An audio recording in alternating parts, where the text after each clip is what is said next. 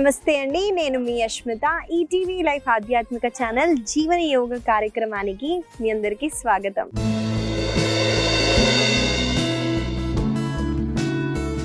ఎలా ఉన్నారండి మీరంతా? నేనైతే చాలా బాగున్నాను. మీరందరూ కూడా బాగుంటారు, ఎందుకంటే మీరు జీవన యోగాని అలవాటు చేసుకున్నారు కాబట్టి. ఇవాళ మన సాధన చేద్దామండి. నేను సాధన చేసే ముందు మనం ప్రతిసారి వార్మప్స్ని ప్రాణాయామాన్ని చేస్తాం కదండి. ఇవాళ మనము సూర్య నమస్కారాలు చేద్దామండి. అందులో విన్యాస స్టైల్ ఉంటుందండి. విన్యాస అంటే ఒక ఆసన తర్వాత ఇంకొక ఆసన కంటిన్యూస్గా చేయాలన్నమాట. ఒక్క సెట్ని నేను మీకు చూపిస్తానండి, తర్వాత మనము కలిసి చేద్దాము. విన్యాస స్టైల్లో మనము సూర్య నమస్కార ఎలా చేస్తామో చూడండి. ముందుగా మనం ఇలా సమస్థితి పొజిషన్లో ఉంటామండి. చేతుల్ని కొంచెం ఇలా దగ్గరగా కాకుండా కొంచెం దూరంగా పెట్టండి. శ్వాసని తీసుకుంటూ రెండు చేతుల్ని సైడ్ నుంచి పైకి లిఫ్ట్ చేస్తూ పైన వైపున చూడండి. పైన మనము బొటన వేళ్ళని చూస్తాం. శ్వాసని వదిలేటప్పుడు చూడండి, చేతుల్ని పక్కకి తీసుకెళ్తూ బెండ్ ఫార్వర్డ్ అవ్వండి. దీన్ని పాదహస్తాసన అంటారు. తర్వాత ఉత్థానాసన. మన ఛాతీ భాగాన్ని కొంచెం దూరంగా పెడుతూ ముందుకి చూడటానికి ట్రై చేయండి. చేసిన తర్వాత శ్వాసని వదిలేటప్పుడు చూడండి, మీ మోకాలు ఇలా బెండ్ చేస్తూ రెండు కాళ్ళతో కుదిరితే జంప్ చేయండి, లేదా మీరు ఒక కాళ్ళని వెనక్కి తీసుకెళ్తూ ఇంకో కాళ్ళని వెనక్కి తీసుకెళ్తూ చతురంగ దండాసన. మళ్ళీ ఊర్ధ్వముఖ.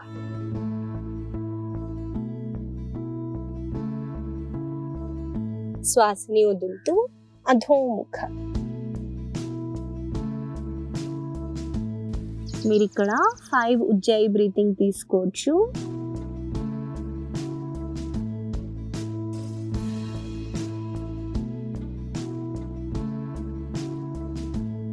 శ్వాసని తీసుకుంటూ చూడండి, ముందుగా మీ మోకాలని ఇలా బెండ్ చేస్తూ సీట్ని ఇలా వెనక్కి తీసుకెళ్తూ ముందుకి జంప్ చేస్తారు, ఉత్థానాసన. శ్వాసని వదిలేటప్పుడు పాదహస్తాసన. శ్వాసని తీసుకుంటూ హస్త ఉత్థానాసన. సమస్థితి.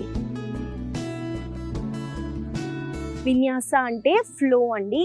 ఈ ఒక్కొక్క ఆసనాన్ని మనము ఫ్లోలో చేస్తామన్నమాట. చతురంగ దండాసన మీకు కష్టంగా ఉంటే ఫలకాసన చేయండి, ఏం పర్లేదు.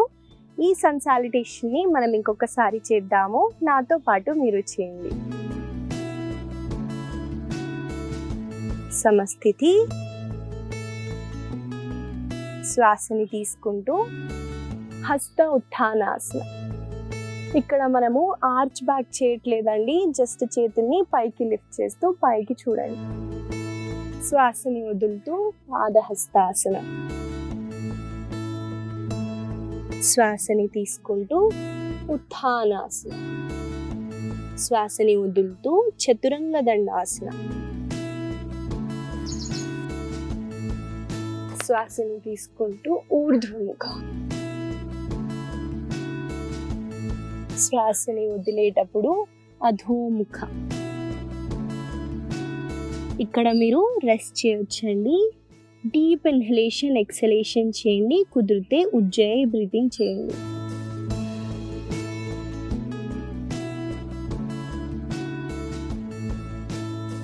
శ్వాసని తీసుకుంటూ ఉత్థానాసన. శ్వాసని వదులుతూ పాదహస్తాసన. శ్వాసని తీసుకుంటూ హస్త ఉత్థానాసన. శ్వాసని వదులుతూ సమస్థితి. ఇదండి విన్యాస ఏ. ఇక్కడ మనకు చాలా ఇంటెన్స్గా ఉండేది చతురంగ దండాసన మాత్రమే అండి. జంప్ చేసేటప్పుడు చాలా కేర్ఫుల్గా చేయండి. మనం ముందుకి జంప్ చేసేటప్పుడు చూడండి, మోకాళ్ళతో మోచేతులను కొట్టామనుకోండి చేతులు విరిగిపోతాయి. చాలా కేర్ఫుల్గా ఒక కాళ్ళని ముందుకు తీసుకొచ్చి, మీకు కాన్ఫిడెన్స్ ఉంటేనే ఇంకో కాళ్ళని ముందుకి నడవండి, జంప్ చేయకండి. ఇదండి ఇవాళ మన వార్మప్స్. మనము ఆసనాస్లోకి వెళ్ళిపోదాం.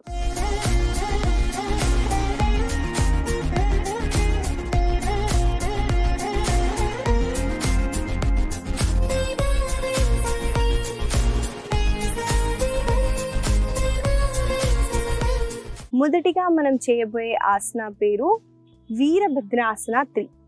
ఈ ఆసన ఎలా చేయాలో చూపిస్తానండి. చూడండి, ముందుగా మనము మిడిల్ ఎడ్జ్ ఆఫ్ ద మ్యాట్లో నిల్చుంటాము. నిల్చున్న తర్వాత కుడి కాలని 1 స్టెప్ బ్యాక్ తీసుకెళ్ళి శ్వాసని తీసుకుంటూ 2 చేతుల్ని పైకి లిఫ్ట్ చేయండి. శ్వాసని వదిలేటప్పుడు మీరు మీ బాడీని బెండ్ చేస్తూ కుడి కాలని పైకి ఎత్తండి.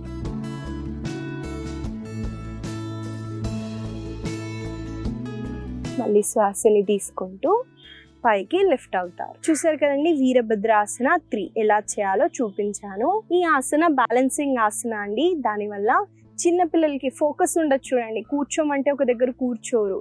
అలాంటి వాళ్ళకి బ్యాలెన్సింగ్ ఆసనాస్ని అలవాటు చేయండి. దానివల్ల వాళ్ళకి కాన్సన్ట్రేషన్ కూడా చాలా బాగా పెరుగుతుంది. మనకి కాళ్ళు అన్నవి చాలా స్ట్రెంగ్తన్ అవుతాయండి. మనము ఇంకొక కాళ్ళు కూడా పైకి ఎత్తుతున్నాం కదండి. మన యాంకిల్స్, మన థైస్, ప్రతి ఒక్క షోల్డర్స్ దగ్గర కూడా చాలా మంచి స్ట్రెచ్ ఉంటుంది. ఈ ఆసనాన్ని మనము కొన్నిసార్లు చేద్దాము. నాతో పాటు మీరు చేయండి.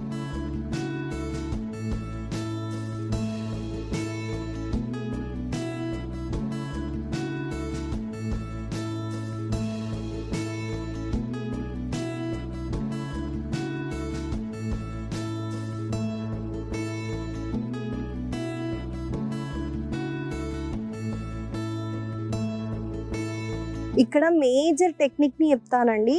మీ బొట్టన వేలు ఇలా పైకెత్తింది అనుకోండి, బ్యాలెన్స్ అవుట్ అవుతుందండి. బొట్టన వేలని ప్రెస్ చేసి పెట్టండి.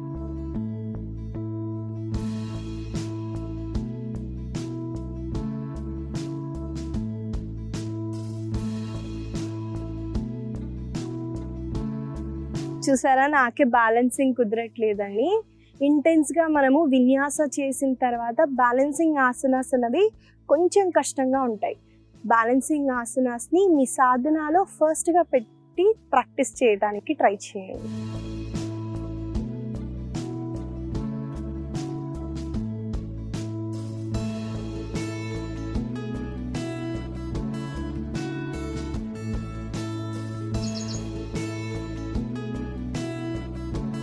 లేదా మీరు గోడకి దగ్గరగా వెళ్తూ హ్యాండ్ సపోర్ట్ తీసుకొని కూడా మీ టార్సోని బెండ్ చేయండి, కాళ్ళని పైకి ఎత్తండి.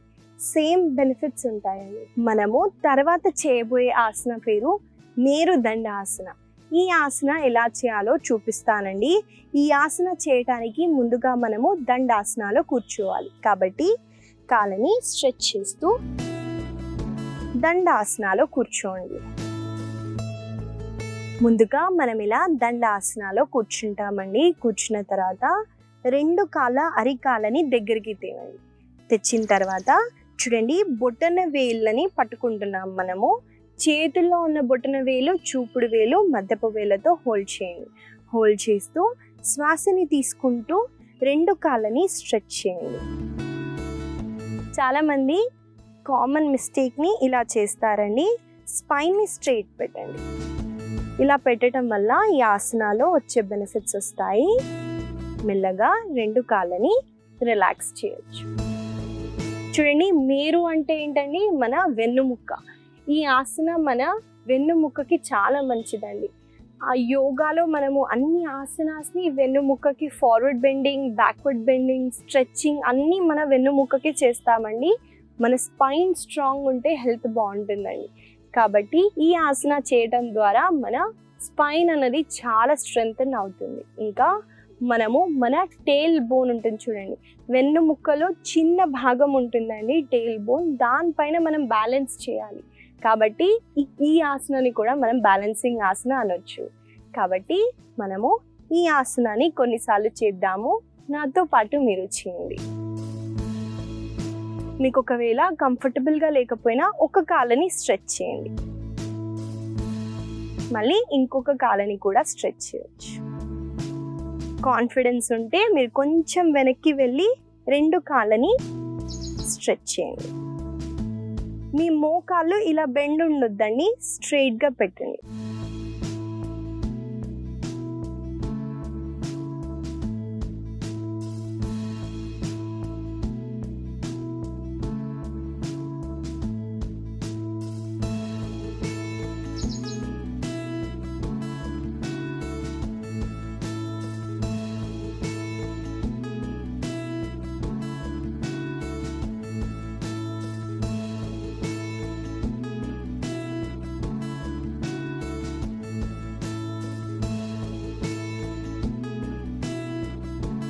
మెల్లగా రెండు కాళ్ళని రిలాక్స్ చేయొచ్చు. ఈ ఆసన చేయటం వల్ల మనకి గ్రాయిన్ ఓపెనింగ్ కూడా అవుతుందండి. కాబట్టి మీరు ఈ ఆసనాన్ని ప్రతిరోజు ఇంక్లూడ్ చేస్తూ ప్రాక్టీస్ చేయడానికి ట్రై చేయండి. మనము తర్వాత ఆసన చేసే ముందండి ఒక చిన్న విషయం అండి. మనమైతే యోగా ప్రాక్టీస్ చేస్తున్నామండి, కానీ మన పిల్లలకు కూడా అలవాటు చేయాలని నేను చెప్తానండి. మనము ఆస్తులు అంతస్తులు ఇవ్వకపోయినా కొన్ని మన కల్చర్స్ నేర్పియడం, సాంప్రదాయం నేర్పియడం, రిచువల్స్ నేర్పియడం చాలా ఇంపార్టెంట్ అండి. మనిషికి బుక్ నాలెడ్జ్ కన్నా లైఫ్ నాలెడ్జ్ చాలా ఇంపార్టెంట్ అండి. కొన్నిసార్లు మనము చదువు చదువు చదువు అని స్ట్రెస్ ఇస్తూ పిల్లల్ని ఎలా బతకాలో నేర్పియమండి. సరిగ్గా అన్నం తినాలి, అన్నం తినేటప్పుడు ఇన్నిసార్లు చీవ్ చేయాలి, ఇవి బేసిక్ కదండి. ఇవి ఉంటేనే హెల్త్ ఉంటుందని కూడా మనకే తెలియదండి. మనకు తెలీదు, మన పిల్లలకి ఎలా నేర్పిస్తామండి. ఏంటంటే కాంపిటీషన్, వాళ్ళు ఇలా అవుతున్నారు మీరు ఇలా అవ్వాలి అని మాత్రమే మనం ఒత్తిడిస్తామండి. చిన్న చిన్న పిల్లలకు కూడా మనం ఒత్తిడి తీసుకుంటూ వాళ్ళకు కూడా ఒత్తిడిస్తామండి. అలా చేయకుండా లైఫ్ నాలెడ్జ్ని ఇవ్వటానికి ట్రై చేయండి. ఇలా బతకాలి అని వాళ్ళకి నేర్పియండి. వాళ్ళు మీరేం ఇవ్వకపోయినా మంచి పొజిషన్లో ఉంటారు. మనము ప్రతిరోజు మ్యాట్ తీసుకొని జీవన యోగా ప్రోగ్రామ్ రాగానే మనం ప్రాక్టీస్ చేస్తే మన పిల్లలు కూడా మనతో పాటు చేస్తారండి. ఇది నా ఎక్స్పీరియన్స్తో చెప్తున్నాను. నేను యోగా చేస్తుంటే నా బాబు కూడా పక్కకు తీసుకొచ్చుకొని వాడు చేస్తూ ఉంటాడండి. అలా మనము మన పిల్లలకి ఈ యోగా నాలెడ్జ్ని అందిద్దాం. మనము తర్వాత ఆసనాలోకి వెళ్ళిపోదామండి. తర్వాత చేయబోయే ఆసన పేరు ఉత్థాన పృష్ఠాసన. ఉత్థాన పృష్ఠాసన ఇంగ్లీష్లో లిజర్డ్ పోజ్ అంటారని. ఈ ఆసనాన్ని ఎలా చేయాలో చూపిస్తాను చూడండి. మనము ముందుగా ఫలకాసనలోకి వస్తామండి. వచ్చిన తర్వాత చూడండి, కుడి కాలని కుడి చేతి దగ్గరికి పెట్టాలి. చూడండి, మనము చాలా దూరంగా పెట్టగలిగితే పెట్టండి, లేదా మీరు ఈ పొజిషన్లో హోల్డ్ చేయొచ్చు. చేసిన తర్వాత మీరు రెండు మోచేతుల్ని కూడా కింద డ్రాప్ చేయండి. ఇంకా ముందుకి చూడండి.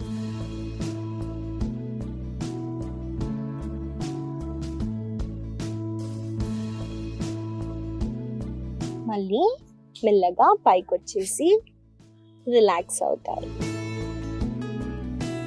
ఇదండి ఉత్థాన పృష్ఠాసన. ఈ ఆసన చేయటం వల్ల మనకి హిప్ ఓపెనింగ్ అన్నది చాలా బాగా అవుతుంది. చూడండి, కాళ్ళు మీకు ఎంత కంఫర్ట్ అయితే అంతే పెట్టండి. ఇంకా కష్టంగా ఉంటే మీరు చేతుల పైనే ఉండండి. మోచేతుల్ని కింద పెట్టడం వల్ల ఇంకెక్కువగా స్ట్రెచ్ ఉంటుంది. కుదిరితేనే చేయండి, లేదా అక్కడ మీరు హోల్డ్ చేయొచ్చు. ఈ ఆసనాన్ని మనం కొన్నిసార్లు చేద్దాము. నాతో పాటు మీరు చేయండి.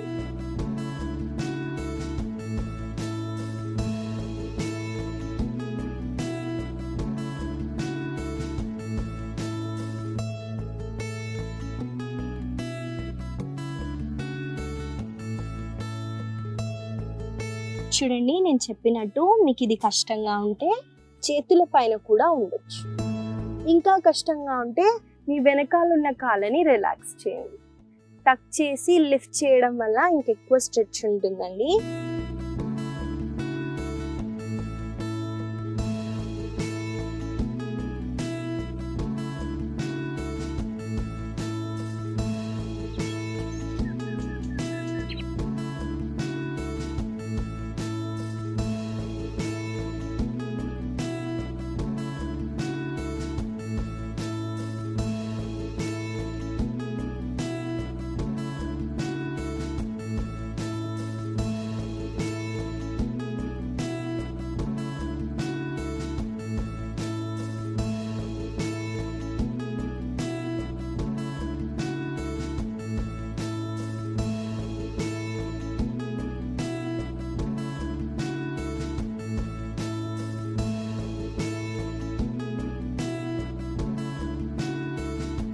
మెల్లగా శిశు ఆసనాలో రెస్ట్ చేయండి.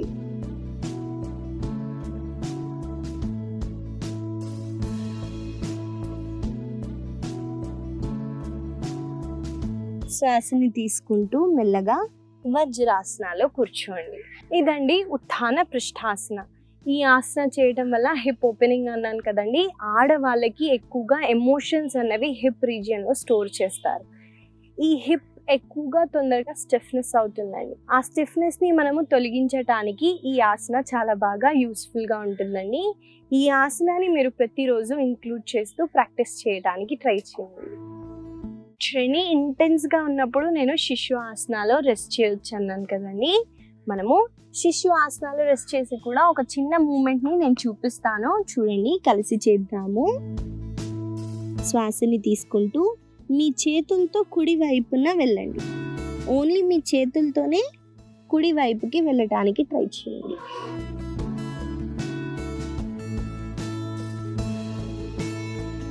చూడండి, దీనివల్ల మనకి సైడ్ స్ట్రెచ్ అన్నది చాలా బాగా అవుతుంది. శిశు ఆసనాతో వచ్చే బెనిఫిట్స్తో పాటు మనకి సైడ్ స్ట్రెచ్చింగ్ అవుతుంది. ఆబ్లిక్ మజిల్స్కి చాలా మంచిదండి.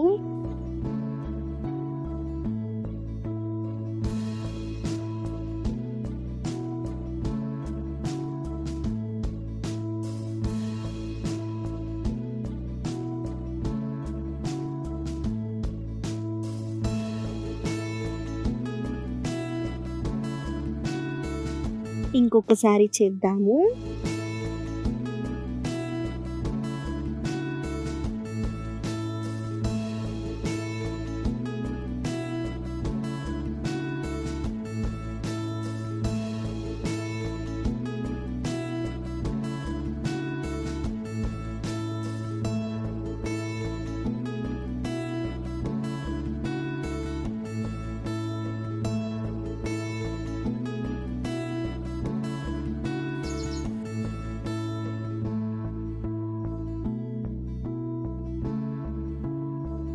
మెల్లగా శ్వాసని తీసుకుంటూ రిలాక్స్ అవ్వచ్చు. చెప్పాను కదండి, మనకి సైడ్కి చాలా మంచి స్ట్రెచ్ ఇస్తుందండి. రిలాక్సింగ్ ఆసనాస్లో కూడా మనము చాలా బెనిఫిట్స్ పొందగలుగుతాం. ఆసన ద్వారా మనకి మైండ్ కామ్ అవుతుందండి. అలాగే మనము ఒక్కొక్క మజిల్ మీద కూడా వర్క్ చేయొచ్చు. కాబట్టి దీన్ని కూడా మీరు రిలాక్సేషన్ చేసినప్పుడు చిన్న చిన్న మూమెంట్ని చేయడానికి ట్రై చేయండి. తర్వాత మనం చేయబోయే ఆసన పేరు సర్పాసన. ఈ ఆసన ఎలా చేయాలో చూపిస్తానండి. ఈ ఆసన చేయటానికి ముందుగా మన పొట్ట వైపున పడుకోవాలి. కాబట్టి మనము లైయింగ్ డౌన్ పొజిషన్కి వచ్చేద్దాం. వచ్చిన తర్వాత చూడండి, రెండు చేతుల్ని వెనక్కి తీసుకెళ్ళి ఇంటర్లాక్ చేయండి. చూడండి, చేతు వేళ్ళని ఇలా ఇంటర్లాక్ చేసి మీరు శ్వాసని తీసుకునేటప్పుడు ఇక్కడ కామన్గా మిస్టేక్, మీరు కాళ్ళని ఇలా దూరంగా ఉండొచ్చండి. కాళ్ళని దగ్గరికి పెట్టి శ్వాసని తీసుకుంటూ మీ ఛాతీ భాగాన్ని పైకి ఎత్తండి. నాభి వరకు మీ ఛాతీని పైకి ఎత్తాలండి. చూడండి, నేను పైకి ఎత్తినప్పుడు నా చేతుల్ని కూడా స్ట్రెచ్ చేస్తున్నాను.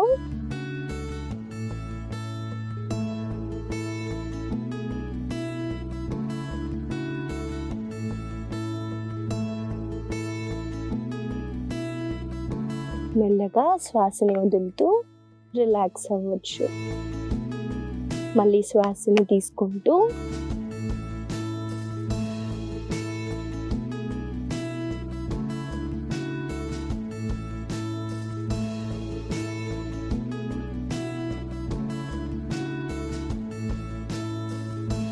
ఇదండి సర్పాసన. ఈ ఆసన చేయటం వల్ల మనకి బ్యాక్ మజిల్స్ అనేవి చాలా స్ట్రెంథెన్ అవుతాయండి. మనము షోల్డర్స్ని చూడండి ఇంటర్లాక్ చేసి షోల్డర్స్ని పైకెత్తుతున్నాం కాబట్టి ఇక్కడ మనకి స్టిఫ్నెస్ ఉన్నా, మొబిలిటీ పెరగాలన్నా కూడా మీరు ఈ ఆసనాన్ని ఇంక్లూడ్ చేయొచ్చు. మీ వెన్నుముక్కని కూడా చాలా బలంగా చేస్తుందండి. మీ స్పైన్కి చాలా మంచిది. ఈ ఆసనాన్ని మీరు ప్రతిరోజు ఇంక్లూడ్ చేస్తూ ప్రాక్టీస్ చేయడానికి ట్రై చేయండి. చూడండి, నేను ఇప్పుడు ఉన్న పొజిషన్ని చూసారు కదండి, చేతుల్ని ఇలా పెట్టాను. దీన్ని సరళ భుజంగాసన కూడా అంటారండి. సర్పాసన కష్టంగా ఉన్నా మీరు దీన్ని ఈజీగా మీరు చేయగలుగుతారు కదండి. సేమ్ బెనిఫిట్స్ ఉంటాయండి. కాబట్టి మీరు ఈ ఆసనాన్ని కొన్నిసార్లు చేద్దాము. నాతో పాటు మీరు చేయండి.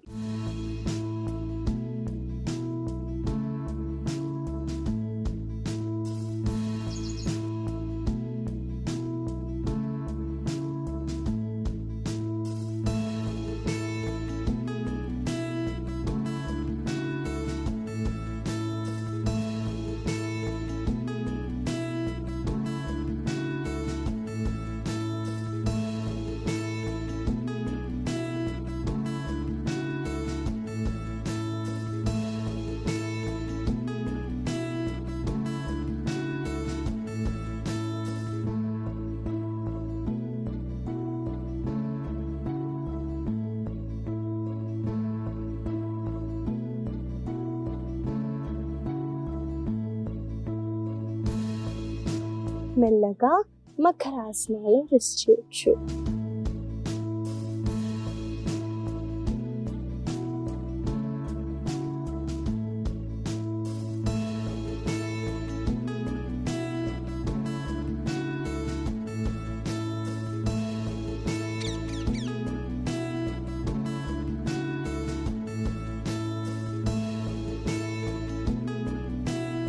మెల్లగా వైపున తిరుగుతూ సుఖాసనాలో కూర్చోండి.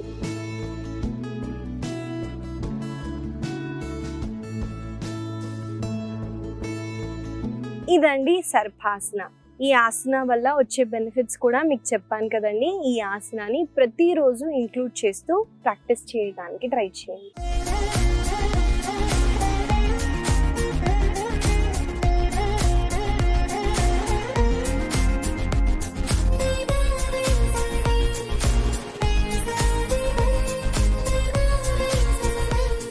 మనము తర్వాత చేయబోయే ఆసన పేరు అర్ధ పవన ముక్తాసన.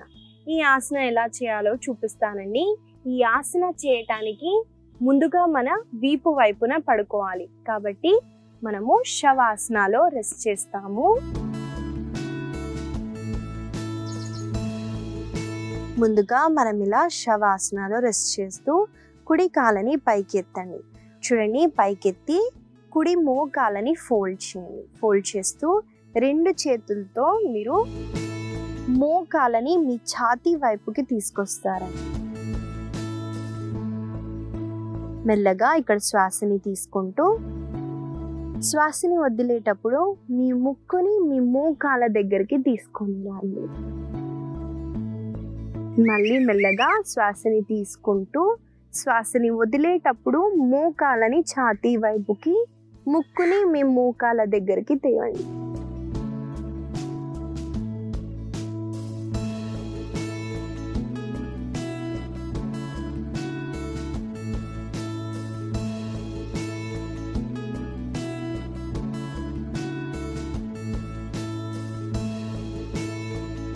చూసారు కదండి, ఎలా చేయాలో చూపించాను.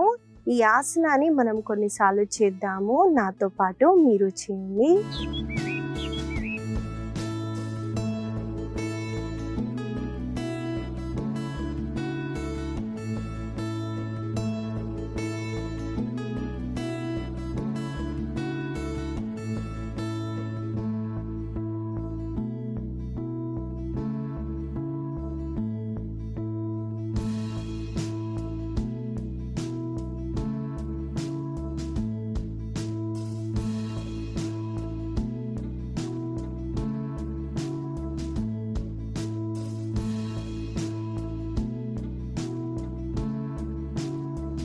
మెల్లగా శవాసనాలో కొన్ని క్షణాలు రెస్ట్ చేస్తూ బాడీలో ఏం జరుగుతుందో అబ్జర్వ్ చేయడానికి ట్రై చేయండి.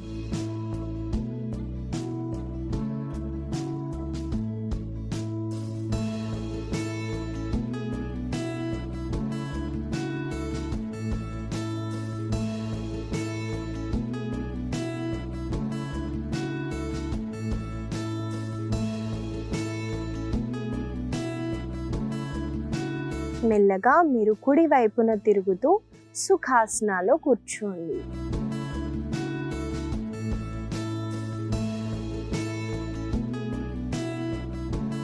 ఇదండి అర్ధ పవన ముక్తాసన. ఈ ఆసన చేయటం వల్ల మనకి బ్లోటింగ్ ఇష్యూస్ ఉన్నాయి అనుకోండి, ఇండైజెషన్ ఇష్యూస్ ఉన్నాయి, కాన్స్టిపేషన్ ఇష్యూస్ ఉన్నాయి, వాళ్ళకి ఈ ఆసన చాలా బాగా బెనిఫిషియల్గా ఉంటుందండి.